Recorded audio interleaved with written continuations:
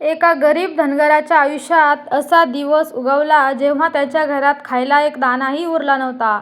मेंढ्या आजारी पडल्या होत्या, कर्जदार दारात उभे होते आणि जगण्याची शेवटची आशाही संपत आली होती. पण त्याच रात्री त्याला स्वप्नात पांढऱ्या घोड्यावर स्वार असलेले बाळूमामा दिसले. त्यांनी फक्त एकच वाक्य सांगितले, "घाबरू नकोस, उद्या सूर्योदय होण्यापूर्वी तुझं नशीब बदलेल."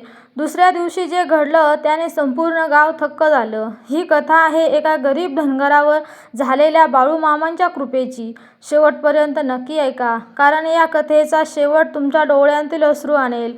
रात्र खूप गडद झाली होती. आकाशात काळे ढग दाटून आले होते आणि थंड वारा संपूर्ण गावभर हुंदके देत वाहत होता. गावाच्या टोकाला असलेल्या एका छोट्याशा कौलारू झोपडीत एक गरीब धनगर राहत होता. चुलीत आग नव्हती, भांड्यात अन्न नव्हते आणि लहान मुलांच्या डोळ्यांत भुकेचे अश्रू दाटले होते. दिवसभर मेंढ्या चारूनही त्याच्या हातात एक रुपयाही आला नव्हता. उलट अनेक मेंढ्या अचानक आजारी पडल्या होत्या. सावकाराने कर्ज फेडण्याची शेवटची धमकी दिली होती. गावातील लोकही आता त्याच्याकडे दयेने पाहू लागले होते. त्याला वाटू लागले की देवानेही आपल्याकडे पाठ फिरवली आहे. त्या रात्री त्याने थरथरत्या हातांनी घराच्या कोपऱ्यात ठेवलेल्या बाळूमामांच्या फोटोसमोर एक छोटासा तेलाचा दिवा लावला. डोळ्यांतून अश्रू वाहत होते. तो हात जोडून म्हणाला, "मामा, मी आयुष्यात कधी कोणाचं वाईट केलं नाही. माझ्या लेकरांचं रक्षण करा.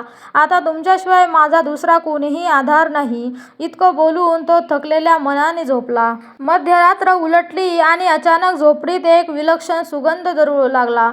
बाहेर कोणाच्या तरी घोड्याच्या टापांचा आवाज ऐकू आला. धनगराने घाबरतच डोळे उघडले. पुढच्या काही क्षणात ज्याने जे पाहिलं त्याने त्याचं संपूर्ण आयुष्य कायमचं बदलून टाकलं. ही सुरुवात पुढील कथेत बाळूमामांच्या आगमनाचा आणि चमत्काराचा प्रभाव अधिक भावनिक आणि उत्कर्षवर्धक बनवते. पहाटेची कोवळी किरणं हळूहळू डोंगरांच्या कडांमधून डोकावू लागली होती. हिरव्यागार टेकड्यांवर दवबिंदू मोत्यांसारखे चमकत होते. शेतामधून वाहणाऱ्या मंद वाऱ्यांबरोबर ओल्या मातीचा सुगंध संपूर्ण परिसरात दरवळत होता. दूरवर गुरांच्या गळ्यातील घंटांचा मंजुळ नाद ऐकू येत होता. पक्ष्यांचा किलबिलाट, कोंबड्यांची आरव आणि गावातील मंदिरातील सकाळच्या आरतीचा घंटानाद वातावरणात अधिकच पवित्र करत होता. गावाच्या टोकाला लाल कौलारीने झाकलेली काही साधी मातीची घरे होती. प्रत्येक घरासमोर तुळशीवृंदावन, अंगणात सारवलेली माती आणि सुंदर रांगोळ्या दिसत होत्या. एखादी आजी जात्यावर दळण दळत होती, तर कुठे चुलीत भाकरी थापणारी आई लेकरांना हाक मारत होती. धुरांच्या मंद लोटांमध्ये संपूर्ण गाव नव्या दिवसाच्या स्वागतासाठी सज्ज होत होतं. गावाबाहेर पसरलेल्या विस्तीर्ण कुरणांवर धनगर समाजाच्या मेंढ्यांचे मोठमोठे कळप शांतपणे चरत होते. त्यांच्या गळ्यातील घंटांचा मधुर आवाज वाऱ्याच्या झुळकीसोबत दूरवर घुमत होता. हातात लांब काठी, खांद्यावर घोंगडी आणि डोक्यावर पांढरा फेटा बांधलेले धनगर आपल्या कळपामागे सावकाश चालत होते. त्यांच्या चेहऱ्यावर कष्ट होते, पण मनात देवावरील अढळ श्रद्धा होती. याच पवित्र भूमी, जिथे प्रत्येक पाऊल भक्तीने ओथंबलेलं होतं आणि जिथे बाळूमामांचं नाव घेतल्याशिवाय दिवसाची सुरुवात होत नसे, तिथे राहत होता एक अत्यंत गरीब पण मनाने श्रीमंत धनगर. त्याचं आयुष्य संकटाने वेढलेलं होतं, पण त्याची श्रद्धा मात्र डोंगराइतकी अढळ होती. त्याला अजून ठाऊक नव्हतं की लवकरच त्याच्या आयुष्यात असा एक दिवस उगवणार होता, जो संपूर्ण गावांसाठी बाळूमामांच्या कृपेचा जिवंत पुरावा ठरणार होता. गावातील प्रत्येकाच्या ओठांवर एकच नाव असायचं, श्री बाळूमामा. कोणतंही शुभ काम असो, संकटाची वेळ असो किंवा आनंदाचा क्षण असो, प्रत्येकजण प्रथम बाळूमामांचं स्मरण करायचा. वृद्ध मंडळी नेहमी म्हणायची, श्रद्धा खरी असेल तर बाळूमामा भक्ताला कधीच एकटा सोडत नाही. तो गरीब धनगरही रोज पहाटे उठून अंघोळ करून बाळूमामाच्या फोटोसमोर दिवा लावायचा. त्याच्याकडे मोठे नैवेद्य नव्हते, महागडी फुलं नव्हती, कधी एका भाकरीचा तुकडा तर कधी थोडंसं दूध अर्पण करून तो मनापासून प्रार्थना करायचा. तो रोज एकच प्रार्थना म्हणायचा, मामा, मला धन नको, वैभव नको, माझ्या कुटुंबाच्या पोटाची भूक भागेल, माझ्या मेंढ्याचं रक्षण होईल आणि माझी श्रद्धा कधी ढळू नये, एवढंच वरदान द्या. एके दिवशी संकट आणखी वाढलं. कळपातील अनेक मेंढ्या अचानक आजारी पडल्या. काहींनी तर उठणंच बंद केलं. धनगर हतबल झाला. गावातील वैद्यांनी औषध दिली, पण काहीच उपयोग झाला नाही. शेवटी तो डोळ्यात अश्रू घेऊन बाळूमामांच्या चरणी नतमस्तक झाला. त्या रात्री त्याला एक विलक्षण स्वप्न पडलं. चंद्रप्रकाशात एक तेजस्वी प्रकाश पसरला आणि त्या प्रकाशातून बाळूमामांचं दिव्य रूप प्रगट झालं.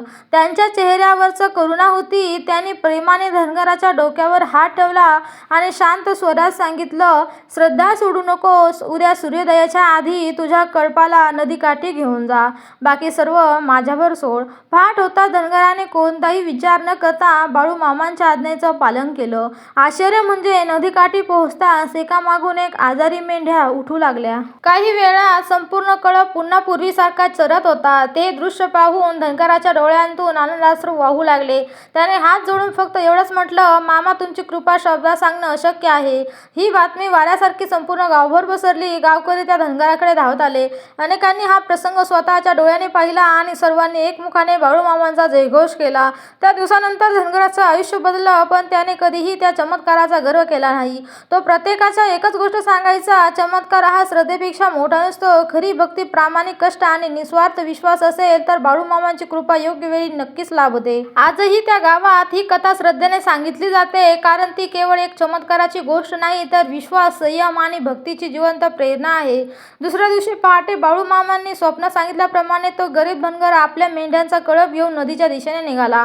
गावातील काही लोक त्याच्या मागे आले. अनेकांना त्याला वाटले, स्वप्नांवर विश्वास ठेवून कोणाचं नशीब बदलतं का?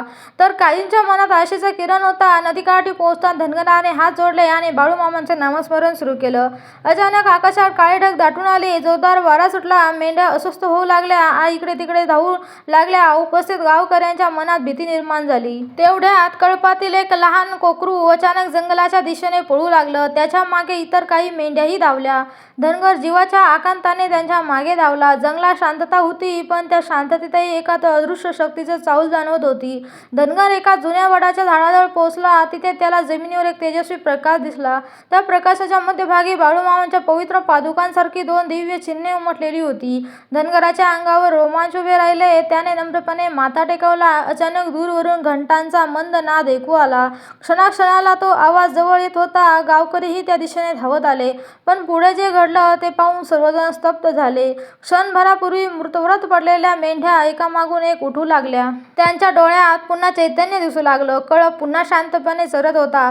धनगर आनंदाने रडू लागला, पण ही फक्त सुरुवात होती. त्याच वेळी एका वृद्ध गावकऱ्याने थरथरत्या आवाजात सांगितलं, ही जागा साधी नाही. माझ्या आजोबांनी सांगितलं होतं की अनेक वर्षापूर्वी याच ठिकाणी बाळूमामांनी एका भक्ताला संकटातून वाचवलं होतं. हे ऐकता सर्वांनी पुन्हा त्या पवित्र जागेकडे पाहिलं, पण काही क्षणांपूर्वी दिसणारा तेजस्वी प्रकाश आता पूर्णपणे नाहीसा झाला होता. फक्त मंद सुगंध आणि वाऱ्यावरचा घुमणारा एकच आवाज जणू कानात पडत होता. भक्ताची श्रद्धा कधीच वाया जात नाही. धनगराला आता जाणवलं की बाळूमामांचा चमत्कार अजून पूर्ण झालेला नाही. त्याच्या आयुष्यात आणखी एक अशी घटना घडणार होती, जी केवळ त्याचंच नाही, तर संपूर्ण गावाचं भविष्य बदलून टाकणार होती. त्या रात्री धनगर त्या वडाच्या झाडाजवळ थांबला. मध्यरात्री अचानक जमिनीखालून हलकासा कंपन जाणवू लागला. काही क्षणातच त्या वडाच्या झाडाच्या मुळांजवळ जमीन हळूहळू उघडू लागली आणि आश्चर्य म्हणजे तिथून स्वच्छ निर्मळ पाण्याचा झरा बाहेर येऊ लागला. तो पाणी नव्हतं, जणू अमृतासारखं पवित्र जल होतं. पहाट होताच गावकरी काही ठिकाणी धावले आणि पाहता सर्वांच्या डोळ्यात आश्चर्य दाटलं. त्या पाण्याने आजारी मेंढ्यांना स्पर्श करताच त्या पूर्णपणे बऱ्या होऊ लागल्या.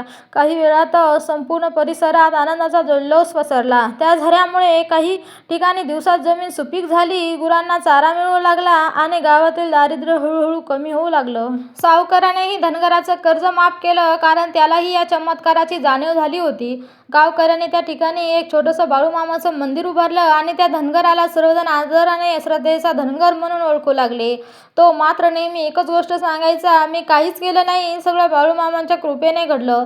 श्रद्धा असेल तर अशक्यही शक्य होतं. आणि अशा प्रकारे त्या गरीब धनगराची कहाणी केवळ त्याचं आयुष्य बदलून थांबली नाही, तर संपूर्ण गावासाठी श्रद्धा, विश्वास आणि चमत्कार यांचा जिवंत पुरावा बनली.